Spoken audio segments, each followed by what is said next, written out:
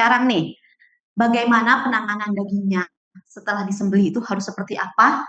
Bagaimana penerapannya untuk kebersihannya juga dari daging tersebut? Karena tadi seperti yang sudah disampaikan oleh Pak Bayu, eh, menyampaikan bahwa harus penerapan keserawan untuk menghasilkan daging yang berkualitas. Nah, setelah itu, setelah disembelih, setelah memiliki sembelihan yang halal, bagaimana dengan kondisi daging agar dagingnya lebih berkualitas lagi. Nah, di sini sudah ada narasumber kita yang kedua. Kita sambut Ibu Dokter Hewan Heris Gustiningsih MSc. Beliau ini merupakan lulusan S1 dan S3-nya di IPB ya Bu ya. Baik. Kemudian S2-nya beliau di UGM. Berarti sudah melanglang buana ya Bu ya. Oh ya, dari UGM ke IPB ya. Baik, Ibu apa kabar hari ini? Baik. Ibu, untuk hari ini terkait dengan penanganannya setelah sembelih ya Bu. Waktu dan tempat saya persilahkan. Ya, terima kasih Dok Duwida. Mohon izin berdiri. Siap ya. Ya, baik. Assalamualaikum warahmatullahi wabarakatuh. Waalaikumsalam. Iya, sepertinya dari tadi dengan Pak Bayu belum ada semangat untuk menyemangati kita semua gitu ya. Karena tadi Pak Bayu menyampaikan bahwa segala sesuatu apa-apa itu niat. Ya, niatnya kita sudah lurus, tapi kalau kurang semangat kayaknya perlu disemangati diri. Boleh kita semangati diri kita? Ya. Kalau saya sampaikan selamat pagi, jawabannya pagi, luar biasa. Ya, siap? Ya. Selamat pagi. Pagi, luar biasa. Ya. Baik, terima kasih atas semangatnya ya. Semoga pertama-tama mungkin kami mengucapkan terima kasih atas kehadiran Bapak Ibu dan mahasiswa yang hadir di kegiatan ini. Ini menjadi suatu kehormatan buat kami karena tadi disampaikan bahwa kami memperingati hari ulang tahun balai kami. Ya, ini adalah salah satu saja rangkaian kegiatan untuk sharing tentang bagaimana kebetulan di hari kurban maka dikaitkan dengan penanganan hewan kurban. Baik, terima kasih. Bagian saya tadi sudah disampaikan oleh Pak Bayu tentang bagaimana hewan kurban apa saja, syaratnya seperti apa, begitu ya. Kemudian sedikit tadi penyembelihan juga seperti apa. Nah, ini penting sekali disampaikan pada tahap ini adalah bagaimana menangani daging. Bapak Ibu sudah paham terkait dengan penyembelihan, sudah tahu tentang halal, prosesnya seperti apa. Namun, ketika penanganannya tidak baik, maka tidak akan mendapatkan namanya toyib. Halalan toyibah. Nah, ini dalam penanganan daging ini adalah hal yang sangat penting. Karena apa? Karena Bapak Ibu, semua tangan kita, bagian tubuh kita, rambut kita, itu punya bakteri atau kuman yang bisa bisa jatuh ke produk hewan daging begitu. Nah, ini juga perlu kita pahami. Kita satu-satu nanti kita akan bahas bagaimana penanganan daging yang baik, yang aman, sehat, utuh dan halal. Ya, baik. Lanjut. Ini perkenalan tadi sudah disampaikan ya. Saya Ibu Heris. Tinggal saya di Lido, Mutiara Lido ya. Mungkin ada DKM yang dekat di Cikombong, jadi diundang di sini. Ini saya tinggal di Mutiara Lido. Lanjut. Daging ya. Daging tidak hanya sekerat daging yang kita makan. Tapi di situ daging itu memiliki pesan. Pesan apa saja? Pesan kesehatan, pesan keselamatan, pesan keberkahan. Kita, Bapak Ibu, Bapak-bapak nih terutama kalau ibu-ibu bukan ya, mahasiswa ya. Bapak-bapak mungkin ketua DKM atau panitia DKM, ini pasti akan di besok sampai hari tasrik 1, 2, 3 gitu akan melakukan pemotongan hewan. Ini menjadi amanah sebagai ketua DKM atau panitia, tidak hanya sekerat daging yang akan dibagikan kepada penerima daging, dan amanah bagi panitia seluruh panitia hewan kurban juga bagaimana menghantarkan tadi syarat hewannya sudah oke gitu ya, tapi pas proses pemotongan sudah halal, tapi proses sampai ke tempat penerima ini tidak baik dan ada kesalahan, ini menjadi beban bagi panitia hewan kurban. Makanya ini menjadi diskusi yang kita bersama bahwa setiap tahun kita melakukan penyembelihan hewan kurban, ya nggak? Bisa kita menghindari 1 tahun tidak ada hewan Idul Adha? Tidak bisa. Jadi sebenarnya ini adalah ibadah rutin yang seharusnya semakin tahun ke sana itu semakin baik. Jangan sama saja, gitu. Jadi sehingga penanganan hewan daging yang baik ini bisa kita pahami, bisa kita pelajari, bisa kita terapkan. Nah, harapannya sosialisasi ini bisa menggugah teman-teman bapak-bapak panitia DKM, para juru sembelih halal harus fokus, tidak hanya fokus di penyembelihan, tapi juga fokus di penanganannya sampai distribusi sampai ke penerima hewan, penerima daging. Nah, ini daging tadi bahwa dia adalah ada amanah kesehatan, sehingga di situ harus ada penanganan yang baik. Tidak membagikan daging tapi plus apa tuh? Plus batu, plus apa lagi? Plus bulu gitu ya. Itu menjadi hal yang seharusnya tidak dilakukan. Itu ya amanah kesehatan, amanah keselamatan, ya keselamatan di situ tadi kalau ada penyakit kemudian dibagikan itu juga menjadi satu hal amanah buat kita bagi kita semua sehingga sampai pada penerima daging. Kemudian keberkahan. Nah, keberkahan itu dihalal, ya dihalalnya. Baik, daging memiliki karakteristik dia nilai gizinya tinggi. Semua yakin? Ya kenapa harga daging mahal? Karena memang nilai gizinya tinggi, kemudian pemeliharaannya juga cukup mahal sehingga kemudian nilai daging cukup tinggi. Dan kemudian kandungan asam aminonya, tapi itu luar biasa buat kita. Buat tubuh kita, semua orang mengakui bahwa daging ini memang memiliki hal yang positif buat kita. Nah, namun Bapak Ibu semua, bahwa daging dibutuhkan oleh kita manusia, tapi dibutuhkan oleh makhluk hidup yang lainnya, yang diciptakan oleh Allah yang kecil-kecil. Ada bakteri, ada virus, ya, ada parasit di situ. Sehingga kita harus berlomba bagaimana daging yang ada ini pas waktu dikonsumsi tidak ditambahi dengan bakteri, parasit, virus dan sebagainya. Nah, itu bagaimana caranya supaya sampai penerima daging itu tidak plus tadi, plus kotor, plus bakteri dan sebagainya. Nah, ini nanti kita bahas karena memang sebenarnya sifatnya memang mudah busuk karena banyaknya bakteri di suhu ruangan. Ya, sehingga nanti kita bahas. Sebenarnya di suhu ruangan tuh berapa sih dari pemotong sampai dibagikan gitu ya, itu tidak boleh lama-lama. Karena punya sifat bahwa dia cepat busuk, bahwa berlomba tuh bakteri akan tumbuh di situ. Kemudian berpotensi bahwa penyakit. Nah, berpotensi bahwa hewan memiliki dalam tubuhnya itu tidak bersih gitu ya, di kandang gitu ya. Kemudian dari penyakit-penyakit yang bisa menular kepada manusia. Sehingga kita ya harus bisa supaya hewan-hewan yang sakit tadi sudah disampaikan oleh Pak Bayu tidak jadi hewan kurban. Tadi udah ciri-cirinya sudah disampaikan.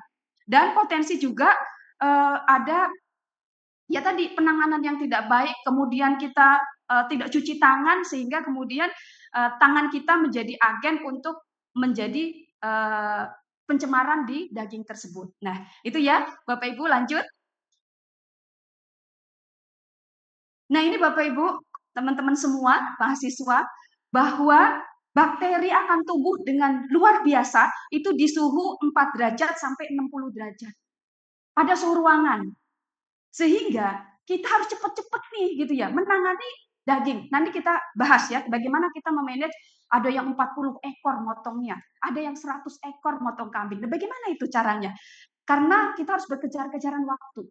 Karena daging ini bakteri akan tumbuh dengan cepat, tidak hanya 1 tambah 1, tidak 1 tambah 1 tambah 1 dari 3, tidak, tapi eksponensial. Jadi setiap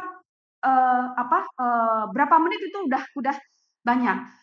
Di penelitian yang boleh kita bisa makan daging tanpa bakteri, bisa tidak?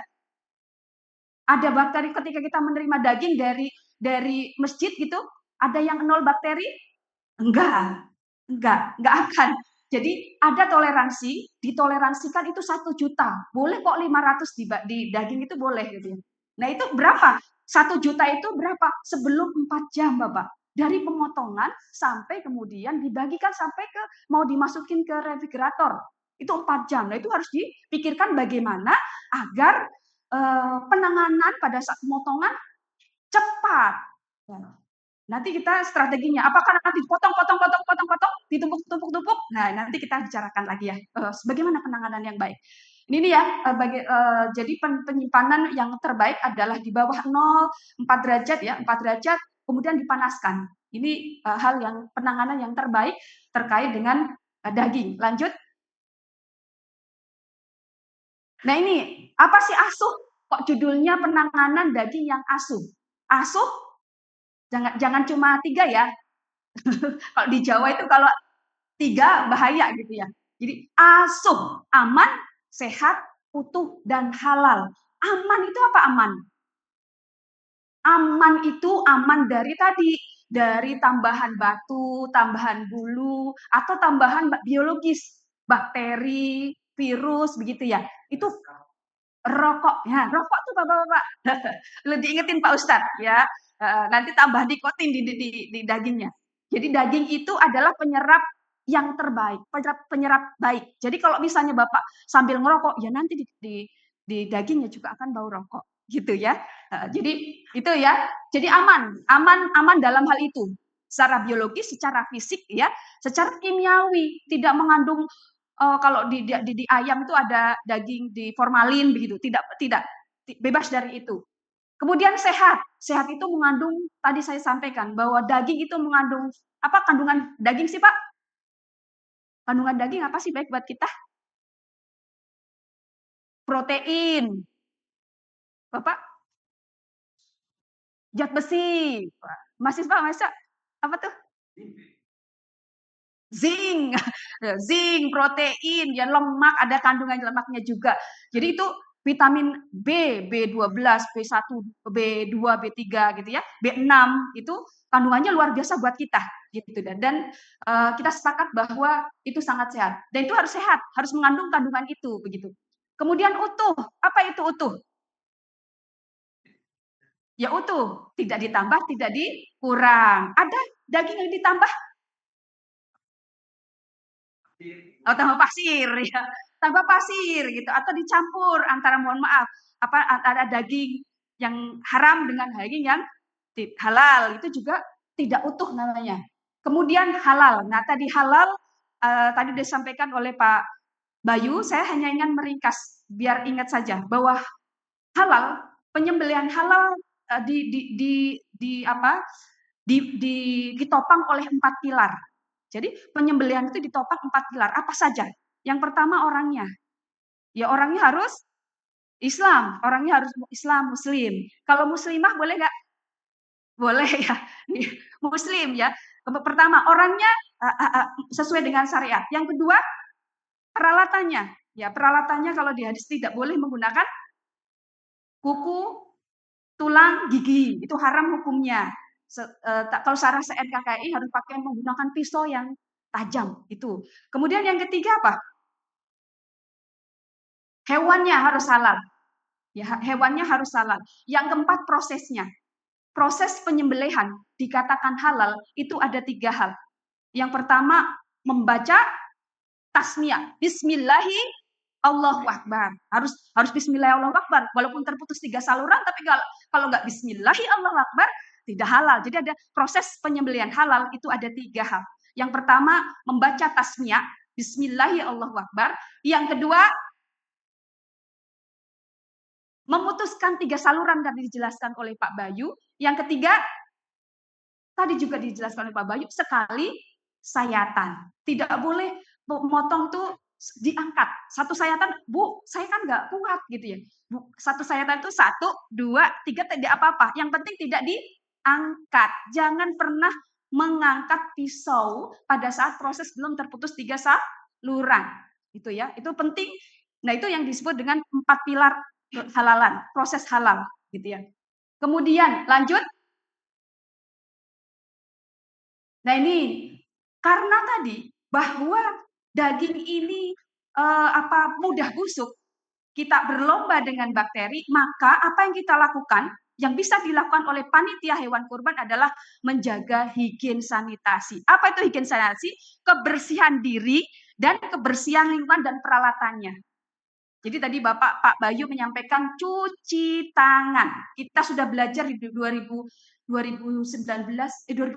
ya sampai 2022 kita COVID, kita jelas-jelas begitu patuhnya kita tidak selalu melakukan cuci tangan.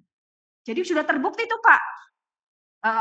Sekarang untuk penanganan hewan, untuk penanganan daging, apa yang perlu dilakukan oleh teman-teman panitia hewan kurban adalah cuci tangan. Tadi cuci tangan sebelum dan sesudah. Ini penting. Peralatannya juga sama.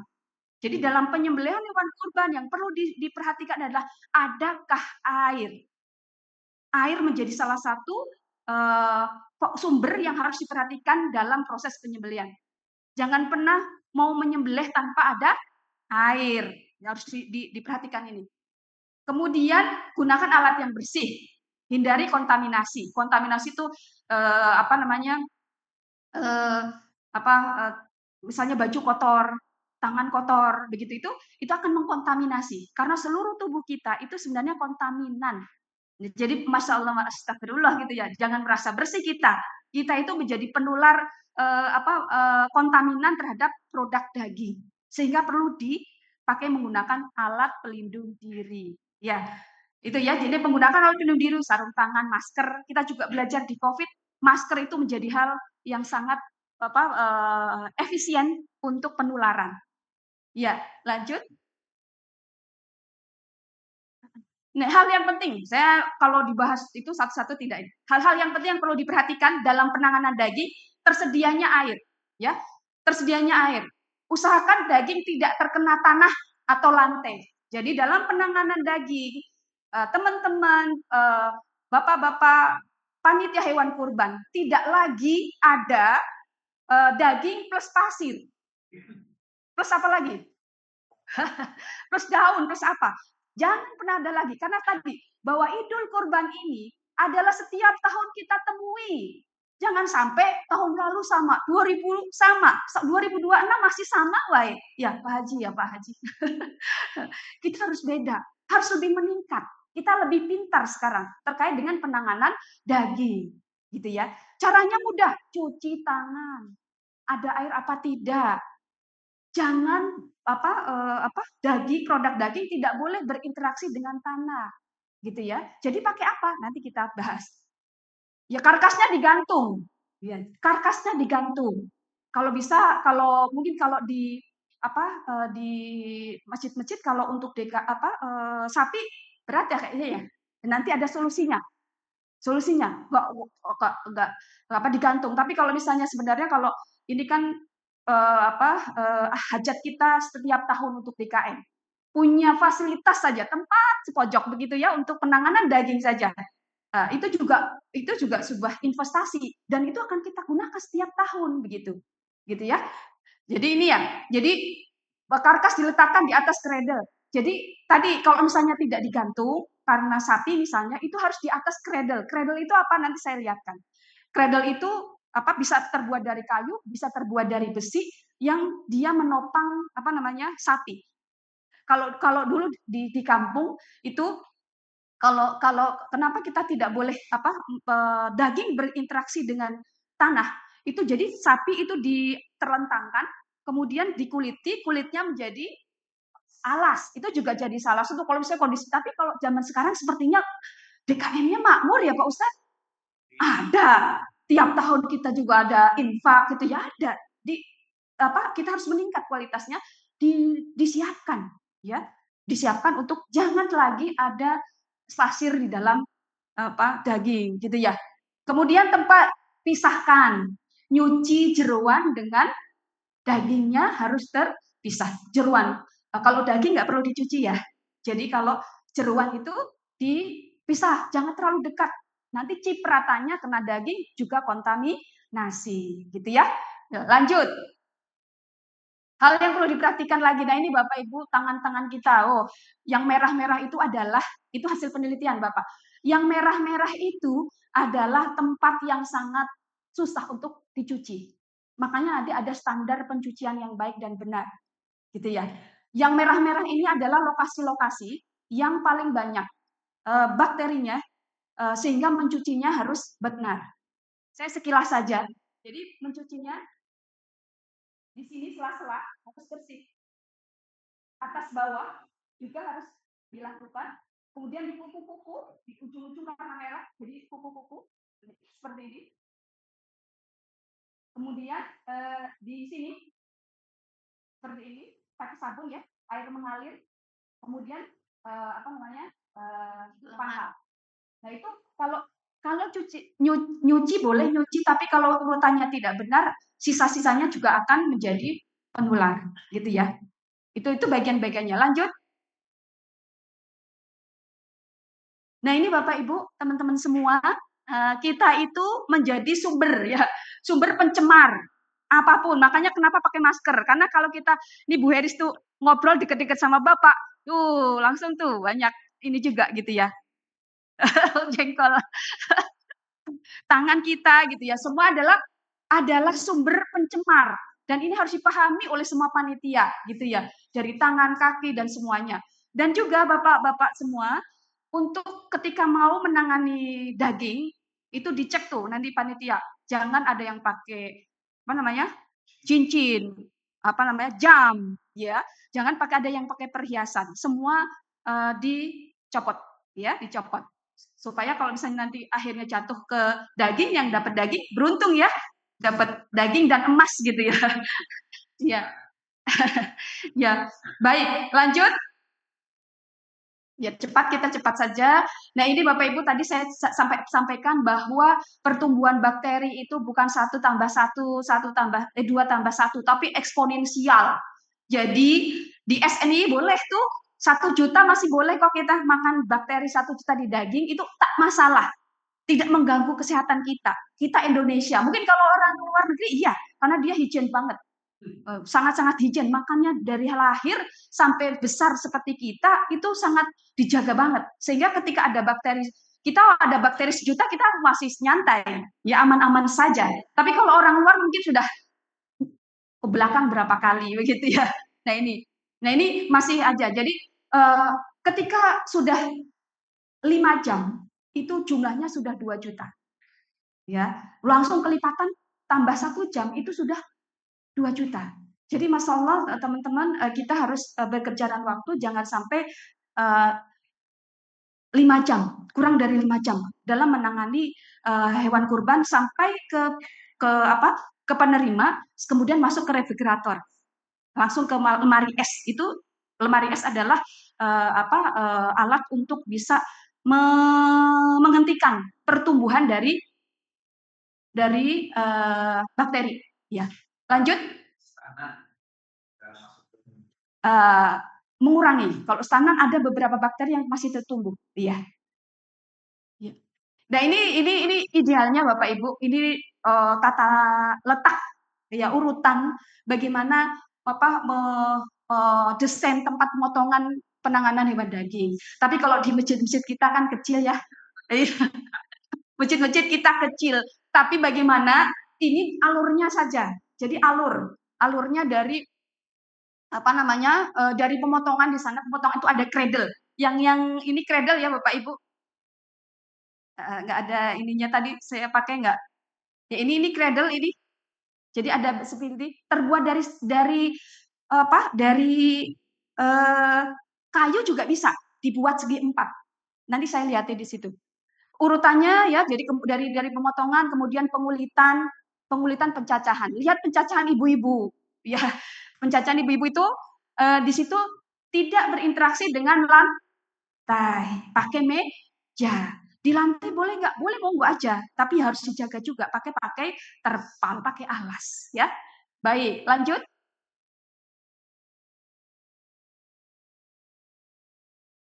Nah, ini tempat pengulitan, ya tempat pengulitan, indah sekali ya. Ya, bisa dirancang mungkin nanti. Jadi tempat pengulitan untuk hewan. Itu udah cradle-nya di bawah. Ya, lanjut. Jogokarian ada nih.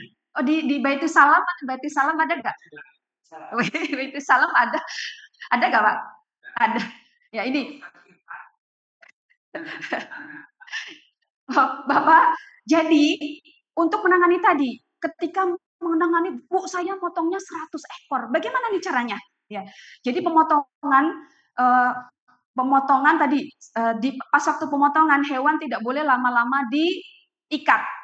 Oh, diikat tidak boleh lama-lama. 10 sampai maksimal 20 detik harus segera dipotong, ya. Jadi kalau doa harapannya misalnya fulana gitu ya. Itu sebelum dirobohkan. Jadi pas dirobohkan sesegera mungkin. Tadi kata Pak Bayu stres nanti. Ya kalau stres, hewan stres itu matinya tambah lama. Itu akan memperpanjang Bapak dalam menangani hewan. Karena sebelum mati sempurna, tidak dilakukan pemotongan kaki, kepala, itu hewannya stres, kualitasnya akan turun karena hewannya masih hidup, begitu ya. Jadi penanganan dengan benar pas waktu di hewan mau dipotong itu segera direbahkan, segera dipotong, ya segera dipotong. Nah pemotongannya jadi diakali di tim pengulitan harus banyak. Tidak boleh motong-motong kemudian ditumpuk itu kambing. Karena apa? Karena di dalam tubuh itu ada saluran pencernaan. Di situ saluran pencernaan dari lambung, usus itu kandungan bakterinya luar biasa. Kalau Bapak tinggal 2 jam saja, tinggal sejam itu sudah dia berkembang itu bakteri. Akhirnya dia melembung lambungnya, bengkak gitu ya. Jadi yang bisa dilakukan pemotongan tim pengulitnya ditambah. Dikulit-kulitin. Kemudian tim pencacah yang diakali tim kulitan. Pengulitan itu kalau sudah daging, kalau sudah digantung, kemudian dipisahkan antara kepala, antara teracak, antara kaki ya, kaki, kulit, dan jeroan itu aman. Ya, mending meninggalkan gantungan-gantungan karkas yang sudah dipisahkan antara jeroan, kulit, kepala, kaki, daripada motong-motong selesai ditumpuk-tumpuk, itu akan berkembang dia, gitu ya. Jadi tim pengulitan diperbanyak. Ya ini contohnya pakai masker, pakai sarung tangan. Kalau memang tidak sarung tangan, cuci tangan menjadi hal yang wajib untuk penanganan hewan. Lanjut. Nah ini biasanya ada pengikatan ya. Di bagian yang dipotong, harus sudah digantung, diikat di bagian esofagusnya dan juga anusnya diikat ya, diikat, pengikatan supaya tidak mengkontaminasi tadi. Kalau sudah digantung akhirnya berundul gitu ya, kotorannya. Lanjut. Nah ini alasan karkas kenapa digantung? Karena Bapak, Ibu, teman-teman semua, hewan mati itu kalau keluar darah 30% saja keluar dari tubuh, kalau tidak stres ya, 30% darah keluar udah mati. 30-40% darah udah mati. Udah harus ditanganin kan? Kalau seandainya itu berarti masih ada berapa persen di dalam tubuh? 60, ya 60, 40-60% masih ada darah. Sehingga kenapa harus digantung? Kayak ditiriskan. Iya, makanya tadi segera dipotong-potong-potong, digantung, dikulitin, dipisahkan, biarin dulu, tinggalin dulu aja, nangani yang lain. Sambil nanti pencacah sambil bekerja. Tapi yang penting adalah tim pengulitan. Itu ya, lanjut. Nah, ini contoh bagaimana yang ideal, Bapak-bapak bisa dilakukan. Memindahkan hewan yang sudah dipotong menggunakan alat, jangan digeret-geret gitu ya, menggunakan alat. Apa sih alat apa tuh Pak? Kayak bangunan ya? Apa Pak? Iya, itu. Kemudian kalau pemotongan, pengeluaran jeroan, hati-hati di situ ada sumber bau. Ada namanya vesika urinaria, kantong urin Ya, kantong urin itu mengandung amonia. Kalau Bapak tuh ngeluarin jeruan, langsung brek ke bawah, terjadi apa? Pecah. Pecah itu langsung menguap tuh. Baunya nanti ke daging. Jadi hati-hati, makanya menggunakan ember. Di bawahnya menggunakan ember, segera dipisahkan karena jeruan itu sumber bau. Sumber bau pada daging di mana saja? Di jeruannya. Makanya harus segera dipisah. Di sukunya, tanduknya, ya di teracaknya, yaitu harus segera dipisahkan sumber bau. Sehingga kalau pokoknya sudah aman, karkas yang sudah dikulitin itu dijauhkan dari jeruan itu udah aman, Bapak tinggal ini karena dia ada proses rigor mortis. Rigor mortis itu alamiah yang dia akan penurunan pH. Jadi biarin saja, tidak apa-apa, gitu ya. Kemudian lanjut. Nah ini cradle yang terbuat dari kayu, Bapak. Jadi segi 4 begitu ya. Jadi kayak tangga begitu berjarak. Itu untuk cradle supaya pas waktu pengulitan itu tidak langsung menyentuh lantai. Lanjut. Nah ini lanjut begitu. Ini penerapan di Kerawang. Teman-teman Kerawang, alhamdulillah sudah bisa gambarnya nggak ada ya Pak? Diklik, mungkin diklik dulu. Oh hilang. Ya, jadi ada teman-teman Kerawang itu sudah bisa melakukannya. Satu tempat penyembelihan, dia penanganannya sudah pakai meja, kemudian digantung gitu ya, digantung dan timnya sangat memperhatikan terkait dengan higien sanitasinya. Ini hal penting lainnya, ya proses penyembelihan sampai pemisahan daging tidak terlalu lama, tidak boleh lebih dari berapa jam? 5 jam. Ya, 4 jam ya, 4 jam lah. Kalau bisa coba 4 jam di manage-nya seperti apa. Ya tadi harus ada tim-tim segera. Jangan menunggu selesai semua baru dibagikan. Ya. Jadi kita ada ilmunya. Sebenarnya ada ilmunya Pak, menentukan bobot bobot sapi, bobot kambing, kemudian kira-kira mau dibagikan berapa kilo, kemudian ya ditaksir itu bisa. Jadi kalau Bapak punya yang mau penerima daging itu kira-kira berapa ratus orang, dipotong baru 4 kita sudah bisa, atau 10 ekor kita sudah bisa memperkirakan. Gitu. Nah itu harus dipikirkan hal itu. Kemudian tadi bahwa jeruan tidak boleh dicampur dengan daging. Dalam pembagiannya pun seperti itu. Kalau masih memungkinkan ada energi, maka jeruannya direbus. Dibersihkan kemudian direbus. Itu akan memutus itu. Karena dia di 74 derajat. Jadi udah aman kalau dibagikan. Tetapi tetap harus dipisah antara daging jeruan. Jadi ada 2 tempat begitu ya. Baik, lanjut.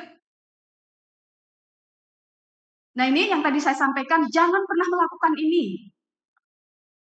Ya, jadi tumpuk-tumpuk potong, yang penting dikira halal itu hanya motong gitu ya. Tapi toyibnya tidak dapat. Ya, halalan toyibahnya tidak dapat. Lanjut. Nah, hal penting lainnya, ya alas pemotongan daging harus bersih dan selalu terjaga kebersihannya. Tadi sudah disampaikan ya. Pisaunya harus bersih. Tidak hanya tangannya, tapi pisaunya juga harus bersih. Para nanti mungkin Bapak bukan juleha, tapi bisa menyampaikan kepada juleha. Juleha itu harus memiliki 2 pisau. Ya, pisau cadangan 1 sama pisau yang dipakai. Dan sudah diasah 1 hari sebelumnya. Jangan pada saat memotong ngasah-ngasah. Kayak gaya begitu ya. Itu juga membuat tadi teriris-iris, nangis akhirnya. Ya, hewannya. Kemudian kantong harus 2 tadi untuk memisahkan daging dengan jeruan. Lanjut. Agak cepat kita. Nah, ini Bapak-bapak, dalam pemotongan sebaiknya kalau kita memotong daging semakin kecil itu semakin cepat membusuk karena permukaannya semakin lebar. Jadi kalau bisa, misalnya Bapak itu membagi, saya mau baginya setengah kilo saja. Jangan dipotong-potong. Karena kalau dipotong-potong, jangka penyimpanannya semakin cepat, semakin mudah membusuk. Jadi itu ya. Kemudian lanjut. Nah ini dalam penanganan daging hewan kurban ya, daging dipotong dengan benar, jadi dipotong kalau bisa daging itu dipisahin dari apa namanya tulangnya. Kalau Bapak memotong sama tulangnya, Bapak merusak kualitas dagingnya, jadi rusak, pecah. Baiknya itu dipisahin dulu, dipotong-potong tulangnya sendiri, gitu ya. Jadi kualitas dagingnya tidak hancur, gitu ya. Kemudian di tempat disempat bersih, jadi tidak langsung di lantai, ya, tidak di lantai. Kemudian segera mungkin, makanya tadi segera mungkin masuk ke refrigerator. Ya, langsung lemari es, ya, segera mungkin. Kalau misalnya DKM punya, mending kalau misalnya baginya mau barang ya masuk dulu ke refrigerator. Kemudian hindari kontaminasi talenannya. Talenannya kalau bisa dihindari dengan jangan kayu. Apalagi kayu yang kualitas kayunya kurang baik juga. Jadi di situ sebenarnya kontaminasi bakteri, ya, kuman. Lanjut. Jadi jeruan itu ada namanya jeruan, sebentar, tepat di situ. Jeruan sebelumnya Pak, ada jeruan merah, ada jeruan hijau. Jeruan merah itu seperti apa tuh? Yang boleh bercampur dengan daging? Hati, limpa, paru, ya. Kalau jeruan hijau itu yang lambung, ya, saluran pencernaan. Ya, lanjut. Cepat kita. Ya, ini pengemasan Bapak-Bapak menggunakan plastik yang warna putih, yang transparan gitu ya. Jangan warna yang merah, hijau, kuning gitu ya, atau hitam gitu ya. Ini cukup berbahaya. Ya, jadi sebaiknya yang food grade gitu ya. Lanjut. Beberapa alternatif alternatif yang bisa dilakukan pakai besek, pakai daun, ya. Tapi mungkin repot ya Pak. Mahal juga ya besek ya. Mahal ya. Ya, ini cuma alternatif yang bisa dilakukan untuk menghindari kontaminasi plastik yang banyak. Lanjut. Nah, ini Bapak Ibu, penyimpanan daging seperti apa? Ya, penyimpanan daging. Penyimpanan daging sesuai dengan ukuran. Tadi sesuai dengan kebutuhan. Kalau kita punya nih, karena Bapak panitia atau juru sembelih halal mendapatkan 10 kilo daging gitu ya. 10 kilo daging misalnya. Mau dimasak 1 hari 1 kilo. 1 kilo disimpan, 10 kilo gelondongan di 9 kilo disimpan. Itu cukup berbahaya. Dalam menyimpan daging, baik daging ayam, daging sapi, di dalam freezer itu maksimal 5 kilo dalam satu tempat. Mungkin MBG itu ya, tempat-tempat MBG kan banyak. Kalau mungkin kita 5 kilo kayaknya enggak ya Pak. Pak maksimal 5 kilo. Tapi ketika kita kebutuhan sehari-hari, maka simpanlah sesuai dengan kebutuhan. Misalnya Bapak Ibu tinggal Bapak dan Ibu, masaknya cuma setengah kilo, simpanlah setengah kilo, pisah-pisah tempat. Jangan menyimpan, belinya 2 kilo, males langsung disimpan. Nanti dicairkan lagi, dimasukkan lagi, dicairkan lagi. Maka apa yang didapat Bapak cuma hanya wujudnya daging, tapi kandungannya, rasanya udah nggak dapat. Ya, berapa maksimal keluar masuk freezer? Itu 2 kali saja. Jadi Bapak kemarin mau beli sekilo, tadinya mau dimasak sekilo, ternyata kebanyakan, itu boleh masuk lagi. Tapi jangan sampai 3 kali. Itu kualitasnya masih lumayan, rasanya masih bagus. Tripnya yang keluar sedikit gitu ya, dibandingkan kalau misalnya udah ketiga. Ya. Kemudian itu wadahnya disimpan gitu ya. Menyimpannya tadi jangan bercampur-campur bawang dalam kondisi terbuka, baunya bau bawang nanti, gitu ya. Ya, baik, lanjut. Nah, ini daya simpan di dalam freezer. Jadi bagaimana sih Pak kalau menyimpan daging? Apakah langsung daging dapat dari masjid karena penanganannya baik langsung? Apakah pasti ada bertanya, apakah dicuci apa enggak sih kalau menerima daging? Idealnya tidak. Kalau penanganan di masjid atau kita beli di pasar kondisinya sudah bersih, maka jangan mencuci daging, langsung simpan. Simpannya di mana dulu? Di refrigerator, jangan langsung ke freezer. Kaget. Ya, kaget kualitasnya. Jadi nanti tidak empuk. Jadi Bapak simpan dulu di lemari es di bawah gitu ya, di bawah 8 jam gitu ya, 8 sampai 12 jam, kemudian simpan di freezer. Itu waktu dicairkan dia kualitasnya baik, jadi tidak kenyal, jadi empuk gitu ya. Kesalahan ibu-ibu beli di pasar langsung masuk ke freezer, gitu ya. Ini daging mentah ya, daging mentah 3 sampai 5 hari. Kemudian daging yang direbus 3 juga sampai 5 hari, cuma penyimpanan kalau di hewan yang sudah direbus, kalau di freezer lama, bisa 2 sampai 3 bulan. Jadi kalau udah aman di freezer, punya freezer, simpan daging itu silakan. Apakah aman dari pertumbuhan? Ada virus yang tumbuh gitu ya. Nanti pas karena pendinginan itu tidak, waktu penyimpan di freezer tadi ibu-ibu langsung nyimpan di freezer, padahal itu masih ada bakterinya, dia kemungkinan dalam proses pembekuan dia masih hidup, sehingga mungkin akan merusak di bagian dalamnya, gitu ya. Jadi itu. Kemudian lanjut, ya cepat. 5 menit lagi. Ya. Nah ini beberapa daging. Materi ini mungkin nanti ada grupnya enggak ya? Enggak ada grupnya ya. Kalau yang online mungkin bisa di-share di grup online mungkin, Bu. Oh ya, yang Zoom. Zoom ya, nanti di Zoom. Minta mungkin masih proses ya. Nanti deh masih ini ya. Jadi bagi yang nanti minta materi monggo. Yang undang siapa nanti bisa japri ke beliau. Kemudian ini ada jeroan dan sebagainya, berapa lamanya ini menjadi panduan Bapak Ibu. Jadi kalau lebih dari ini, harapannya tidak lebih dari aturan yang sudah memang ini jadi sudah hasil penelitian ya Bapak Ibu. Kenapa harus 5 hari, kenapa 3 hari dan sebagainya. Lanjut. Nah, selesai. Itu ya mungkin yang bisa kami sampaikan. Ya intinya bahwa dalam penanganan daging ini sangat penting adalah petugas yang menangani daging, bagaimana menanganinya, menjaga dirinya dan juga sekitarnya. Karena halalan thayyibah itu didukung oleh, sebenarnya halalan thayyibah itu dari mana? Kalau halal tadi udah 4 ya, 4 hal, clear. 4 hal tadi, yang 4 pilar. Kalau thayyib itu dari mana? Thayyib itu dari bagaimana menangani hewan sebelum dipotong.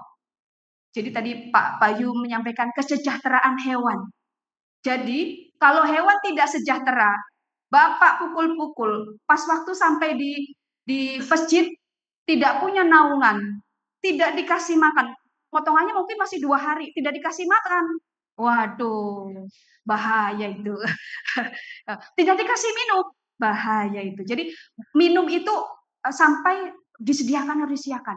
Kalau makan itu memang kalau ilmunya dipuasakan Bapak. Apa sih tujuan pemuasaan? Puasa itu supaya pada saat dipotong itu kotorannya tidak keluar. Kotorannya keluar, kontaminasi. Nah, itu prosesnya seperti itu. Apakah bisa hidup di 12 jam dipuasakan? Bisa. Asalkan minum disiapkan. Jangan pernah tidak menyiapkan itu. Kemudian tadi, jadi perlakuan-perlakuan Bapak Ibu terkait dengan hewannya seperti apa. Itu akan bikin stres. Itu thayyib di situ. Kemudian yang kedua tentang higien sanitasi, penanganan daging. Makanya menjadi materi yang pada kali ini karena menyokong terkait dengan thayyib.